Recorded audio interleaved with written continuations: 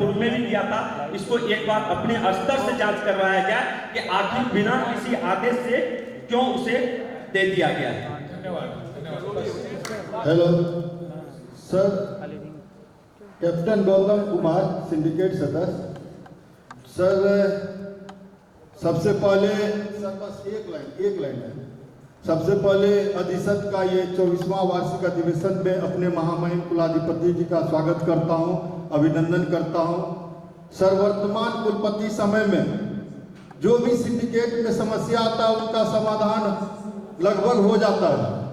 Sir 2 मामला है जो सर आपके स्तर से पहल होगा तो हम लगता है कि आपका जो अभियान है उसमें और ज़्यादा हम लोग सफल होंगे। एक है सर बस 2 मिनट बोल के बैठ गए। सबसे पहले सर है कि अनुदानित महाविद्यालय शिक्षकों का है सर कि उनको अनुदान दिया जाता है सर, इस अनुदान शब्द को हटा के वेतन के लिए पहल किया जाए सर। और दूसरा सर बस सर अब हो गया एक वेतन के लिए। दूसरा है सर जो अभी के स्तर का है सर, बिहार में सभी महाविद्यालय में फिजिकल टीचर नहीं है सर, पीटीआई जिनको हम कहते हैं सर, जिसके कारण अंतर विश्वविद्यालय जो अपना खेल होता है उसमें बिहार का अच्छा प्रदर्शन नहीं होता, इसलिए पीटीआई की नियुक्ति के लिए सर पहल हो। ये 2 सर। और एक और है सर कि आप हमेशा कहते हैं, कहीं भी गए हैं अभी अधिसत की बैठक में, कि शोध कार्य विश्वविद्यालय की आत्मा है। तो सर शोध कार्य को बढ़ावा देने के लिए शिक्षकों की कमी है, इसलिए अनुदानित महाविद्यालय के अहर्ता पूरी करने वाले शिक्षकों को भी गाइड बनाया जाए। यह मैं सदन से सम्मान करता हूँ। बहुत अभी मैंने, आप बैठे जरा, आप जरा बैठिए, उनको दे दूंगा मैं।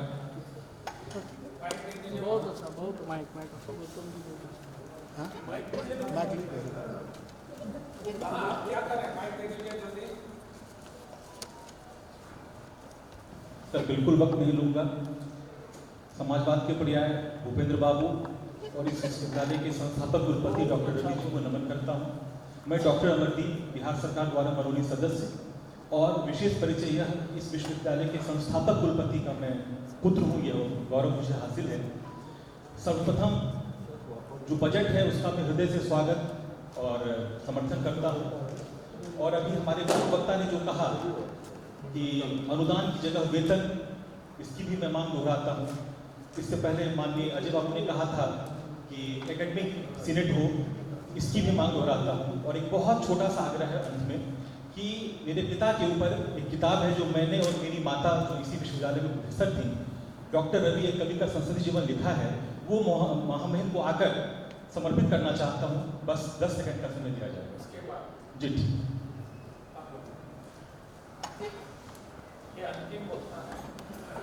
ठीक है सर, हम हृदय से आपको बधाई देते हैं। हृदय से आपको बधाई देता हूँ कि एक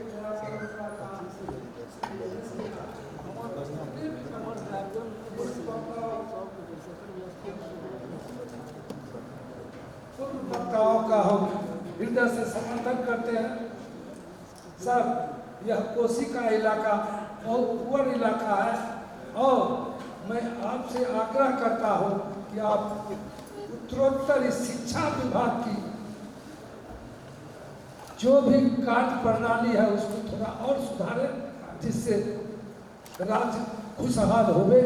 और आपने जो यहाँ कुलपति महोदय की यहाँ नियुक्ति किया है, मैं इनको हृदय से बधाई देता हूँ और बधाई देता हूँ चौंतू साहब को।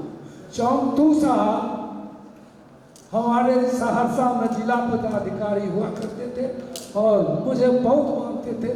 मैं हृदय से इनको कोसी की धरती पर अभिनंदन करता हूँ। इसी के साथ मैं समाप्त करता हूँ। माननीय कुलपति महोदय। माननीय अध्यक्ष महोदय का आदेश हुआ है कि जो भी कुछ प्रश्न पूछे गए हैं उसका समीचीन और संक्षिप्त जवाब मैं आपके समक्ष प्रस्तुत करूं। एक तो वित्तीय मामला जो आज उठना चाहिए था कि कहा गया कि सेवानिवृत्ति संबंधी संचिकाओं का निष्पादन में काफ़ी विलम्ब होता है। तो मुझे जो विरासत में यह विश्वविद्यालय जब मैं आया तो विरासत में मुझे सारी समस्याएं ही मिली हैं। और जो पूर्व के कुलपति थे वो जब काम कर रहे थे ऐसा कुछ हुआ कि नीतिगत जो होती है कि बात के नीतिगत निर्णय सेवा काल समाप्त होने से कुछ पूर्व लोग नहीं लेते हैं, तो उसके कारण लंबित रहा।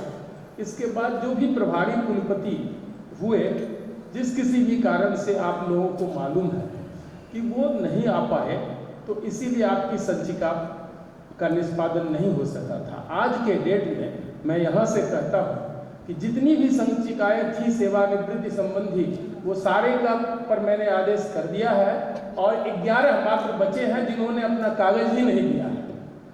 तो जिन लोगों का कागज डॉक्यूमेंट तो जो रिटायर किए हैं वो सबमिट करेंगे, अदर्स का मैंने कर दिया है। अब है क्या दिक्कत, मैं 1.5 महीना पहले योगदान मैंने दिया। हमारे पास न वित्त पदाधिकारी थे और न वित्त परामर्शी थे। वित्त परामर्शी आज भी नहीं है। कुलाधिपति महोदय की कृपा हुई कि इनका विजन काफ़ी बड़ा है, तो यह चाहते हैं कि अत्यंत सक्षम और काबिल निपुण पदाधिकारी विश्वविद्यालय को मिले। उसमें कुछ जो भी इनका मापदंड है उसके अनुरूप व्यक्ति जो मिलेंगे उसको उस दिशा में वो काम कर रहे हैं। तत्काल विश्वविद्यालय की को कोई समस्या न हो, इसके लिए इन्होंने तुरंत कुलपति को अधिकृत किया कि जो वरिष्ठतम वाणिज्य और अर्थशास्त्र के शिक्षक हों उनको एफओ के रूप में इस वित्तीय वर्ष के लिए कर दिया जाए। इनकी अनुमति मिली और तत्काल मैंने कर दिया और इसके बाद अभी हमारे पास एफओ हैं। आप जानते होंगे कि आपका कुछ ये भी हो गया होगा, बहुत लोगों का हो गया, बीच में कुछ कारण ऐसा हुआ, कभी अकाउंट फ्रीजिंग, कभी डिफ्रीजिंग, लाइक दैट। हमारे पास वित्तीय परामर्शी नहीं है। एक आदमी रिटायर करते हैं तो लगभग 53 लाख 55 लाख रुपए उनको देने होते हैं। हम किसी का अर्न लीव नहीं रोक सकते हैं, पेंशन नहीं रोक सकते हैं। मैंने वित्तीय पदाधिकारी को कह दिया है कि जितने संचिकाओं का मैंने निष्पादन कर दिया है, आप तत्काल कुछ पैसा मात्र रोक दीजिए, वित्त परामर्शी के आने के बाद उनका मुहर लगे और रिलीज कर दीजिए। तो इसीलिए ये समस्या का निदान हो चुका है। सिर्फ 11 व्यक्ति जो सेवानिवृत्त हैं उन्होंने अपना कागजात ही नहीं जमा किया है, इस कारण से वह लंबित है। दूसरी बात रही कि अभी मैंने एक अपनी सम्माननीय महिला सदस्या से सुना कि 2 कमरे में कॉलेज चलता है। ये 2 कमरे में कॉलेज किसके द्वारा चलाया गया है? आखिर यहाँ से एफिलिएशन दिया गया होगा, वो बरसों से कॉलेज चल रहा है। यहाँ के लोग गए होंगे निरीक्षण में और उन लोगों ने रिकमेंड किया होगा कि इसको सभी आधारभूत संरचनाएं हैं। यह भी एक प्रकार का मैं कहूँ तो करप्शन है। 2 कमरे में आपने दे दिया कि यहाँ पर तो ये मुद्दा यहाँ आना नहीं चाहिए था और बहुत दिन से ये चल रहा है। तो ये तो मेरे, अब हम लोग देखेंगे उसको, अगर आप आज कर लें, आपका विड्रॉ हम लोग कर लें ये एफिलिएशन, तो एक और तीसरी समस्या होगी। तो वो सब ऐसा चीज है जिस पर आगे आपको रखना चाहिए था। अपने प्रिंसिपल को डीपीआर बनवाना चाहिए, बिल्डिंग का प्रपोजल देना चाहिए। तो जो चीज आपके महाविद्यालय को करना चाहिए वो किए नहीं है और यहाँ उस समस्या को उठाया गया है।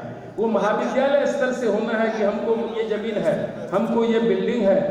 एक प्रश्न सदस्य ने उठाया कि बीरपुर, मैं तो ठीक 1.5 महीना पहले आया हूँ और मुझे प्रत्येक दिन, कल भी, आज भी मेरा फास्टिंग है तो और कुछ प्रोटोकॉल है, इनका आशीर्वाद मुझे प्राप्त हुआ है। नहीं तो मेरे जैसे व्यक्ति को कुलपति यही संत बना सकते हैं। तो इनको मैं फिर वहाँ विदा करूँगा। इसके बाद मैं आऊँगा और इमीडिएटली पटना के लिए प्रस्थान करूँगा, क्योंकि यहाँ से जाने में 8 घंटा लगता है, जाम अगर रहता है तो। और 11 बजे से कल मुझे राजभवन में मीटिंग में उपस्थित होना है। इन सब के बावजूद भी आप कल देखे होंगे, रविवार को भी कोई सिक्योरिटी यहाँ है।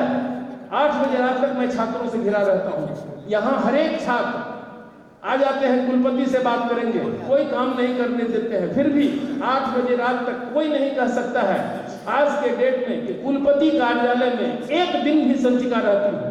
सेम डे मैं संचिता का निष्पादन करता हूं, आप उसके डायरी से देख सकते हैं। बीरपुर कॉलेज का एक मामला बड़ा